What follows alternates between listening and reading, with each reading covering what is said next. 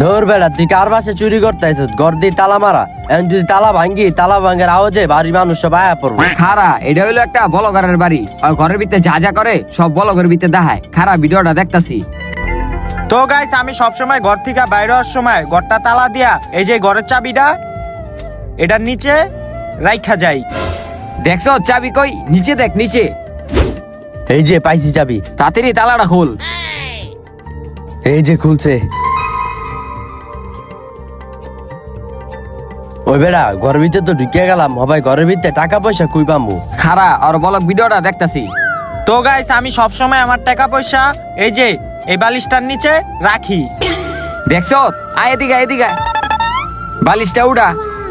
হ্যাঁ, এই যে পাইছি। দে এদিক দে।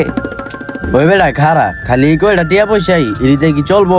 খারা আর ভিডিওটা আবার দেখতাছি। গাইস, আমি তো বালিশের নিচে কম টাকায় রাখি, আমার সব থেকে বেশি টাকা থাকে এই যে এই ডয়ারে।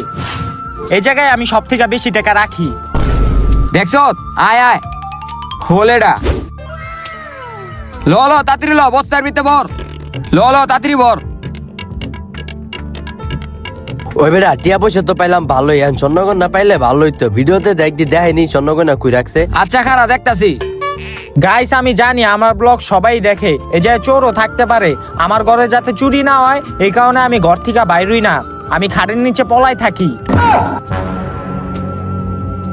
তারপর কি হয়েছিল দেখার আগে তুমি যদি মহান আল্লাহকে ভালোবেসে থাকো তাহলে ভিডিওতে লাইক দিয়ে এই সাদা কালার সাবস্ক্রাইব বাটনটা চাপ দিয়ে সাবস্ক্রাইব করে দাও। আর যদি তুমি লাইক সাবস্ক্রাইব না করো তাহলে আমি ভেবে নিব যে তুমি মহান আল্লাহকে ভালোবাসো না। আর কমেন্ট বক্সে বলে যাও আল্লাহু আকবার।